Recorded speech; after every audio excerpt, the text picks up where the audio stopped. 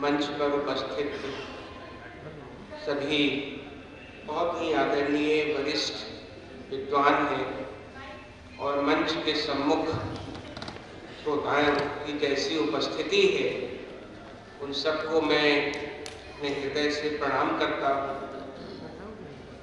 मुझसे यह कहा गया है कि पंडित विद्यानिवास मिश्र जी की पुस्तक हिंदी साहित्य का पुनरालोकन, इस संदर्भ में अपनी बातें मैं यहाँ रखूं। यह पुस्तक मिश्र जी के बहुत बाद के दिनों की पुस्तक है। सन 2000 ईस्वी में इसका प्रकाशन हुआ था।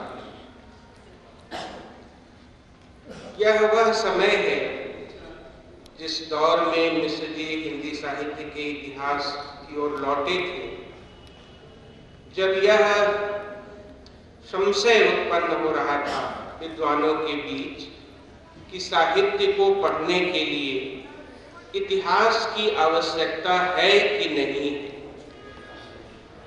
कविता, कहानी, निबंध, नाटक, उपन्यास की समझदारी के लिए अलग से उसका इतिहास जानना आवश्यक है था। विद्यार्थियों को रचनाएं पढ़ाई जाएंगी और उन रचनाओं के माध्यम से ही वह इतिहास में भी उस रचना का स्थान समझते हैं। यह विषय इसलिए भी महत्वपूर्ण है, यह संदर्भ मैंने केवल इस बात का स्मरण दिलाने के लिए यहाँ उपस्थित किया है कि यह जो एक धारणा हमारे मन में है, साहित्य का इतिहास, यह केवल अकादमिक दुनिया से जुड़े हुए लोगों की चीज है। उस बहस में हस्तक्षेप करते हुए इस पुस्तक के माध्यम से पंडित विद्यानिवास मिश्र जी ने बताया कि हमारी यह समझदारी कहीं न कहीं दुविधाग्रस्त है, क्योंकि जिस तरह की आधुनिकता का अनुसरण करते हुए जिस तरह के हिंदी साहित्य के इतिहासों तक हम पहुंच सके थे, मिश्र जी ने उसे अपूर्ण माना। उन्होंने कहा कि सही आधुनिकता किसी दूसरी आधुनिकता की प्रतिलिपि नहीं होती, वह आत्ममंथन से आई हुई सघन चिंता होती है, कभी संशय के रूप में, कभी पीड़ा के रूप में, कभी निराशा के रूप में, कभी उदासी के रूप में, तो कभी क्षीण आशा के रूप में। इस आत्ममंथन में अपने पिछले रचनाकारों की प्रक्रिया की जानकारी आवश्यक है। जो बात कहना चाहते हैं पंडित जी कि हिंदी साहित्य का पुनरालोकन का तात्पर्य यह है कि संस्कृत साहित्य और हिंदी साहित्य की निरंतरता के संबंध का अवलोकन किया जाए। छिटपुट चर्चा इस बात की हो रही थी, पर हिंदी साहित्य का सीधा सीधा संबंध अधिक से अधिक अपभ्रंश भाषा और अपभ्रंश साहित्य से जोड़ा जा चुका था। पंडित विद्यानिवास मिश्र जी उससे और पीछे जाते हैं और अनेक निबंधों में प्राकृत साहित्य की चर्चा करते हैं और हिंदी साहित्य में प्राकृत साहित्य और उनकी विशेषताओं की निरंतरता को उजागर करते हैं। इस बिंदु पर आने से पहले विद्यानिवास जी ने साहित्य के इतिहास की एक स्पष्ट समझदारी पाई थी। उन्होंने स्पष्टतः यह बताया कि साहित्य राजनीतिक इतिहास की तरह नहीं होता है। जो राजनीति का इतिहास होता है, उससे साहित्य का इतिहास भिन्न है। किस तरह से भिन्न है, इसे स्पष्ट करते हुए उन्होंने कहा कि यहाँ किसी शासक के आने जाने और नए शासक के आने से कोई खास फर्क नहीं पड़ता। कुछ भी यहाँ एकदम से रुक नहीं जाता, चलता रहता है। राजनीति अपनी छाप छोड़ती है, पर वही एकमात्र साहित्य को गति नहीं देती। समाज के आचार विचार उसे गति देते हैं और सबसे अधिक गति देता है थोड़े से लोगों के भीतर होने वाला आत्ममंथन और आत्म असंतोष। इस दृष्टि से देखने पर साहित्य कई युगों को साथ बहाए चलता है। वहां पुराना नया होता है और जिसे हम आज नया मानते हैं वह भी पुराना होता जाता है। अपनी इस धारणा के आधार पर विद्यानिवास जी कहते हैं कि साहित्य के इतिहास में यह मान लेना कि यह प्राचीन साहित्य है, यह मध्यकालीन साहित्य है, यह आधुनिक साहित्य है, यह ठीक समझ नहीं है। क्योंकि जैसे ही हम यह मानते हैं कि साहित्य की सरणियां नई पुरानी होती चलती है, तो फिर इस धारणा को स्थायी कैसे मान सकते हैं कि कोई साहित्य मध्यकालीन है और कोई साहित्य आधुनिक है।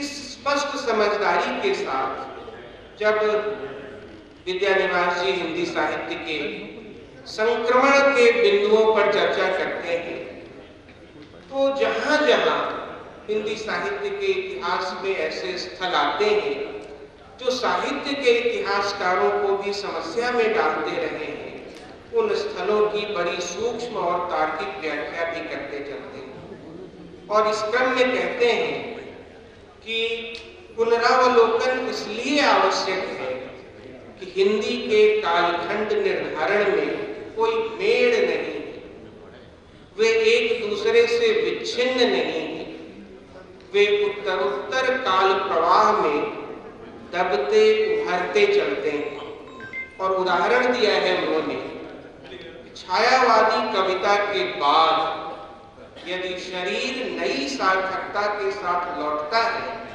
तो वहां अमरु शतक, गाथा शब्द सती का शरीरी श्रृंगार कहीं न कहीं उपस्थित है। उसी प्रकार अज्ञेय में कालिदास या भवभूतिका क्लासिकी रूप उपस्थित मिलता है। जब अज्ञेय कहते हैं दुख सबको मांझता है, तो विद्यानिवास जी याद दिलाते हैं कि इस पंक्ति में कहीं न कहीं दुख संवेदनाये रामे चैतन्यमर्पितम की अनुगूंज भी दिखाई पड़ती है। इस सोई हुई, इस प्रसुप्त निरंतरता को समझे बिना हिंदी साहित्य की विकास यात्रा, जिसे समझने के लिए हिंदी साहित्य का इतिहास कहा जाता है, विद्यानिवास जी कहते हैं उसकी समझ ठीक नहीं आई। और फिर साहित्य के इतिहास की इस धारणा के साथ, जिसमें निरंतरता और परिवर्तनशीलता का एक द्वैत निरंतर उपस्थित रहता है, विद्यानिवास जी साहित्य की प्रक्रिया पर भी, इतिहास प्रक्रिया पर भी विचार करते हैं। और उस क्रम में सबसे पहला स्थान भाषा का आता है। और जो बड़ी बात कहते हैं कि हिंदी साहित्य का इतिहास यह बताता है कि हिंदी भाषा लगातार क्षेत्रीय अभियान को देशव्यापी अभियान बनाने वाली भाषा रही है। वह भक्ति का संदर्भ हो, वह स्वतंत्रता संग्राम का संदर्भ हो, अन्य संदर्भों का भी उदाहरण लेते हैं और कहते हैं कि जब जब क्षेत्रीय अभियान उपस्थित हुए हैं हिंदी के समक्ष, हिंदी ने उस क्षेत्रीय अभियान को देशव्यापी अभियान बना डाला। यह हिंदी की चेतना है। इसलिए कहा है उन्होंने कि हिंदी संस्कृत और प्राकृत इन दोनों से ही बल पाती रही है। भद्र और जो भद्रेतर है, इन दोनों के बीच का मार्ग चुना है हिंदी साहित्य ने। तत्सम और तद्भव के बीच का मार्ग चुना है हिंदी साहित्य ने। संस्कृत की अति संश्लिष्टता और प्राकृत का अति सरलीकरण, इन दोनों के बीच का मार्ग चुना है हिंदी साहित्य ने। संस्कृत की विचार शैली ली है तो प्राकृत गाथाओं की मुहावरेदानी भी ली। तो यह जो बीच का मार्ग अपनाया हिंदी साहित्य ने, वह केवल अपभ्रंश से उसके संबंधों की व्याख्या के सहारे नहीं समझा जा सकता है, थोड़ा और पहले जाना होगा। और उदाहरण दिया है फिर उन्होंने रहीम का। कहते हैं कि एक तरफ रहीम की कविता किस कोटि की है? अच्युत चरण तरंगिनी शिव सिर मालती माल, हरि न बनायो सुर सरी दीजय बिंदो भाग। इस भाषा में लिखने वाला कवि ही रहीम है, और वही रहीम लिखता है, लव के हाथ उपरिया होगी आग, घर के बाट बिसर गए गोहन लाग। एक ही कवि तो जो संस्कृत की विचार शैली और प्राकृत की मुहावरे दानी के बीच का मार्ग चुना हिंदी साहित्य ने, उसकी सोदाहरण व्याख्या की है विद्यानिवास जी ने अपनी इस पुस्तक में। समय बहुत नहीं है, मैं बहुत सारे उदाहरणों को छोड़ रहा हूँ। तो ऐसे मुख्य प्रश्न उठाए हैं उन्होंने।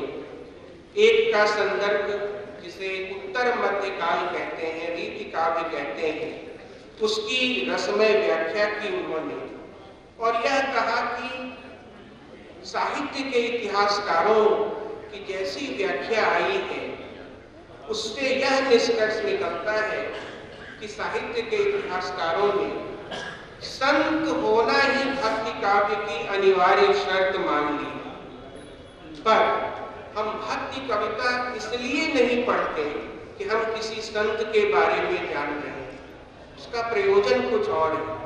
और फिर कहते हैं कि यह मानवीय संबंधों और संवेदनाओं को मुखरित करने वाली साहित्य की प्रकृति के विरुद्ध है कि हम किसी साहित्य को, किसी खास कालखंड के साहित्य को केवल इस दायरे में रखकर उसकी व्याख्या करें।